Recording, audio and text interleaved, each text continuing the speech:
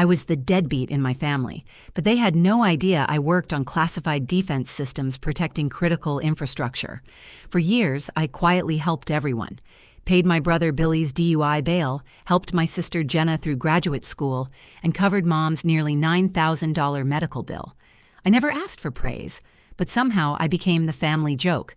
My dad sent me job listings, Billy called me unemployed, and Jenna slowly stopped inviting me to important events. Then came Thanksgiving. After driving 2 hours through the rain, I sat at the dinner table while Billy laughed. "So, still unemployed?" Everyone laughed. I stayed quiet because I couldn't explain my classified work. Months later, I attended Jenna's birthday dinner. Mom warned me, "Just don't make tonight about you. We already have enough freeloaders in the family." Billy smirked. "Look who finally left her apartment. Deadbeat made it." I said nothing. Then the door opened. Adam, Jenna's husband, walked in wearing his formal Navy uniform. He scanned the room, saw me, stopped, and walked straight toward my table. "Ma'am," he said, and saluted. The entire room froze. My father's fork dropped. Jenna stopped talking. Billy stared at him in confusion. I slowly nodded. "Lieutenant Commander." Adam lowered his hand and asked, "May I?" before sitting beside me. Nobody understood what had just happened, but Adam knew something they didn't. He knew enough about my work to understand who I really was. I had worked on secure communications, threat mitigation, and systems protecting operations like his. I couldn't tell my family, but Adam didn't need an explanation. He knew. And suddenly, the woman they called a deadbeat was the person a decorated officer had just saluted. I left that night without arguing. A week later, Jenna texted, "What exactly do you do?" I didn't answer.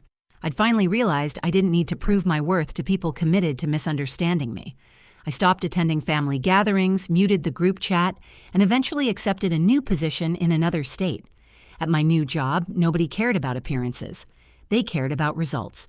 Within weeks, I led a security review that uncovered 3 critical vulnerabilities. My director looked at the results and said, "We're moving you up." I became a lead systems advisor. The same woman my brother called a deadbeat was now leading work trusted with national security. Eventually, my family heard about my career. Adam finally told them, "You do know what she actually does, right?" Silence followed. Then Jenna apologized. She admitted she had judged me without asking questions and stayed silent while others mocked me. I told her I wasn't angry anymore, but things had to be different. No more insults, no more minimizing me, no more pretending the past didn't happen. She agreed. Months later, I unexpectedly saw my parents at a professional event. They listened while I spoke. Afterward, Dad approached me and said, "You looked like you belonged up there." I nodded. I did.